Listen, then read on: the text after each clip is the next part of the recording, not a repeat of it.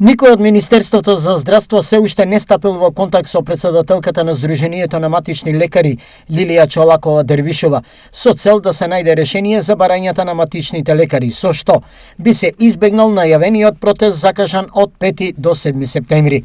До сега никој не нема исконтактирано. Нашите барања остануваат.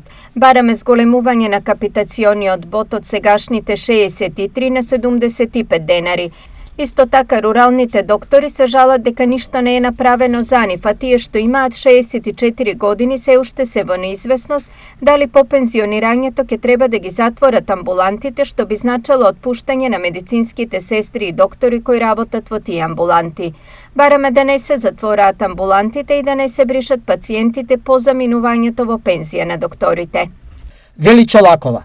За време на протестот, матичните лекари ќе извршуваат прегледи, но нема да издаваат рецепти и упати.